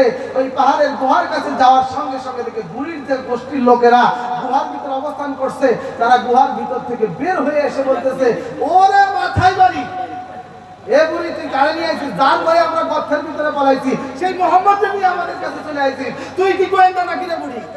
আমরা আজকে শেষ। বুড়ি ডাক দিয়ে বলে, গুহায় অবস্থান করা আমার ভাইরা শোনো, এই ছেলেটা গিয়ে বলে, তো মোহাম্মদ তুমি চেনো না? কত কোনো দেখি নাই। ওই মোহাম্মদ, আরে এ তো আমার কাছে মাথায় করে নিয়ে আসছে, তার চরিত্র কত ভালো, কাকে তোরা দোষ দিচ্ছিস? মোহাম্মদের মতো মানুষের পৃথিবীতে হতে পারে। বুড়ি বলতেছে, শোন, আমার গাঁঠি মাথায় নিয়েছে, নরম করে কথা বলেছে, আমার বিশ্বাস এ আল্লাহর সত্য নবী ছাড়া অন্য কিছু নয়, এ কাউকে আঘাত করতে পারে না। সেই নবীর উম্মত আমরা, কিছু হলে গুজবে কান দিয়ে তোমরা যারা হিন্দু ভাইদের মন্দিরে আক্রমণ করেছ, এটা তোমাদের ঠিক হয় না। এদেশের আলেম ওলামা আমরা এটা বুঝ দিয়েছি যুবকদেরকে, এটা ঠিক না। অপরাধ যে করেছে আমরা তাদের বিচার করব, অপরাধ করলে বিচার করব। মন্দিরে মূর্তির পায়ে কোরআন রেখেছে, এটা আমাদের হৃদয়ে ক্ষত হয়েছে, কিন্তু শুনতে পাচ্ছি এটা নাকি পাগল। বড় বড় অপরাধ করলে সেটা পাগল। সিসি ক্যামেরার পিছনে দৌড় দেয় ঘরে। রাত ৩টার সময় মসজিদ নাকি বাংলাদেশে খোলা থাকে, আলহামদুলিল্লাহ, কোরআন আলহামদুলিল্লাহ। ঠিক আছে আমার ভাইয়েরা, যেহেতু তারা প্রতিবেদন তৈরি করেছে, তারা গোয়েন্দাগিরি করেছে, মানলাম। আরে যদি হিন্দু রাখে ওর বিচার কি করব? আমার মুরাদের বিচার করে তো আমি কুল পাই না। হিন্দুর বিচার কি করব? তারা তো ইসলাম নিয়ে কটাক্ষ করতেই পারো, কারণ ইসলাম তাদের ধর্ম নয়। কিন্তু যারা মুনাফেক মুসলমানের ভিতরে থেকে মুরাদের মতো টাকলা, সে নেতা হোক। যুবক ভাইদেরকে বলবো, নেতা যদি তোমার যেই হোক, এদেশের প্রধানমন্ত্রীও যদি তোমার নেতা হয়, সম্পর্ক ভালো থাকে, বিরোধী দলের নেতা তারেক জিয়া এবং বেগম জিয়া তাদের সাথেও যদি তোমাদের সম্পর্ক ভালো থাকে, মনে রাখতে হবে সবার আগে তুমি মুসলমান। সব থেকে বড় নেতা হচ্ছে তোমার মুহাম্মদ রাসূলুল্লাহ। অতএব দলের থেকে আমার ধর্ম বড়, আমার ইসলাম বড়। আমার নেতা যদি আমার ইসলামের বিরুদ্ধে কথা বলে, যুবক সুযোগ পাইলে জুতা খুলে তুমি নিজে জুতা পিঠা করবে সেই নেতার গায়ে, ঠিক না? আজকের এই তাফসীর কোরআন মাহফিলের পক্ষ থেকে আমরা দেশের প্রধানমন্ত্রীকে বলতে চাই, এই টাকলার কারণে, এই পাগলের কারণে, মুরাদের কারণে ইসলামের অবমাননা করছে। সে দাড়ি শেভ করে দিতে চাই, মাহফিলের ওয়াজ শুনলে পরে মোবাইলে লাথি মারতে চাই, ইসলাম ধর্ম নাকি বাংলাদেশে রাখতে চায় না। অতএব আমরা বলে দিতে চাই, যত বড় শক্তি আসুক, তোমরা যতই পরীক্ষা দিতে চাও, মুসলমান হেলবে না, মুসলমান দুলবে না। ইন্নাল্লাযীনা ক্বালু রাব্বুনাল্লাহ, আমরা যখন বলেছি আমাদের রব আল্লাহ, অতএব সীসাডালা প্রাচীরের মতো মজবুত থাকবো, ঠিক না ভাই? এই পাগল মুরাদ, এই নর্তকী মুরাদ, এই ঘুষখোর মুরাদ, লম্পট মুরাদ, তার যদি যথার্থ বিচার না করা হয়, অবশ্যই বাংলার জমিনে দাও দাও করে আগুন চলবে, ঠিক না? আমার ভাইয়েরা, খারাপ লাগতেছে? খারাপ লাগতেছে? এবার আমি সামান্য একটু যদি মসজিদের জন্য কালেকশন করি, উঠে যাবেন কিরাকিরা। আমি 2-3 ঘন্টা 4 ঘন্টাও বয়ান করে দেখছি, মানুষ ওঠেন, আলহামদুলিল্লাহ, যা থাকে আরো এসে ভরে। কিন্তু কালেকশনের কথা শুনলেই কিছু আছে ডায়াবেটিস। কই যাও কারণ মুখ চাপছে, এর কথা বলা কি এতক্ষণ বসে থাকলে এখন তোর মুখ চাপছে। তোমার যদি পিসাবও চাপে, প্রয়োজন হয় মসজিদের জন্য কালেকশন করবো। আমার যুবকেরা, আমার মুরব্বী বাবারা, আল্লাহর ঘরের জন্য বসে থাকতে হবে। আপনি উঠলে আপনার দেখা দেখি আর একজন উঠবে, পরিবেশ নষ্ট হবে, আল্লাহ আপনার আমলনামায় গুনাহ দিতে পারে। 10 মিনিট কালেকশন করবো। অনেকে বলে হুজুর আপনি ডাইরেক্ট কালেকশন করেন, তাও তো ভালো কালেকশন হয়, কালেকশনের তো ওয়াজ করেন না। আমি বলবো মসজিদের জন্য, মাদ্রাসার জন্য চাইবো, এখানে আবার চাওয়ার কালেকশন আবার কি? ডাইরেক্ট ওয়াজ করবো, হঠাৎ করে কালেকশন করবো? আল্লাহ মানুষের দিলের ভিতরে রহমত দিলে এমনি দিলেন। এখানে মসজিদ আপনারা দেখেছেন যে মসজিদের উদ্যোগে, এলাকার উদ্যোগে ইমাম সাহেব এবং মসজিদের সভাপতি, আমার সবার সাথে পরিচিত না, অনেকের সাথে ফেস চিনা আছে। আমি আপনাদের পাশের গ্রাম কমলপুর কেন্দ্রীয় মসজিদের ইমাম খতিব, ঠিক না বলেন? অনেকে ওয়াজ শোনে কিন্তু চেনে না। ওয়াজের সময় কি আমাকে চেহারা পাইতে দেয় নাকি? আল্লাহ খাওয়ার সময় গল্প করে, একটু আগে যে হুজুর ওয়াজ করলো শুনছেন, ভালো লাগছে, আমার সাথে গল্প করে। আমি নাম কি? মাহমুদ হাসান ফরিদপুরি। করে তুই খাইতেছিস কার সাথে? আপনি নাকি চরমনার পীর সাহেব কুতুব ফয়জুল করিম একদিন ভাঙ্গা রাস্তার মোড়ে বসে, আমি পাশে বসা, উনি চা খাইতেছে, সাদা সিধে ভাবে চলে, তো লুঙ্গি পড়ে থাকে, চা খাইতেছে। এখন ওনার সামনে ওই চার দোকানদার চরমনার পীর সাহেবের ওয়াজ চালাইছে, ওয়াজ শুনতেছে। আর এক লোক এসে বলতেছে, দেখছো কি গরম ওয়াজ করতেছে চরমনার হুজুর ফয়জুল করিম। ফয়জুল করিম সব পাশেই বসা। এখন আমি বললাম, হ্যাঁ ওটা ওই তো সে ফয়জুল করিম, বাংলার বা।